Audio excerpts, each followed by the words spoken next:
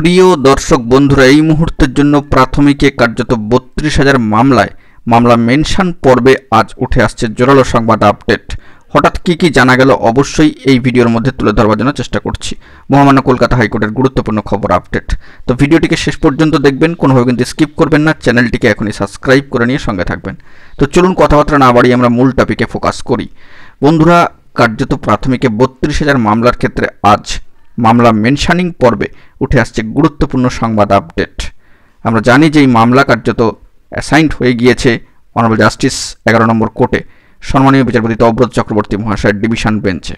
আপারের ক্ষেত্রে দেখেছেন এই ১১ নম্বর কোর্টের ভূমিকা এবং তৎপরতা।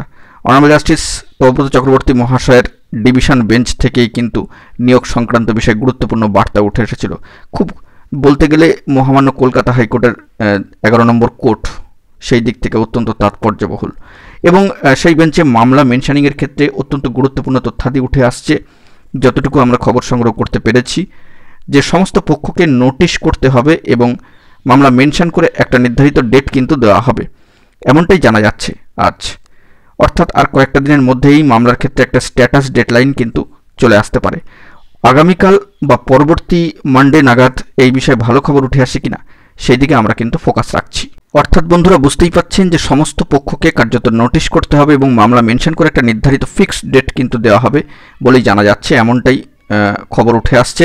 অর্থাৎ আর কয়েকটা দিনের অপেক্ষা, তারপরেই কিন্তু এই মামলার ক্ষেত্রে স্ট্যাটাসের চেঞ্জেস এবং পজিটিভলি একটা ডেডলাইন কিন্তু উঠে আসতে পারে আগামীকাল বা পরবর্তী মানডেতে। এই বিষয়ে ভালো পদক্ষেপ নেওয়া হয় কিনা বা সেই বিষয়ে কোনো পজিটিভ বার্তা উঠে আসে কিনা সেই দিকে আমরা ফোকাস রাখছি। আপাতত এইটুকুই সংক্ষিপ্ত আপডেট। তো মহামান্য কলকাতা হাইকোর্টের গুরুত্বপূর্ণ খবর আপডেট। লক্ষ্য রাখবেন ১১ নম্বর কোর্ট অত্যন্ত তাৎপর্যবহুল। এখন এটুকুই, সকলে ভালো থাকবেন। চ্যানেলটিকে সাবস্ক্রাইব করে রাখবেন জরুরি আপডেটগুলি পাওয়ার জন্য। ধন্যবাদ।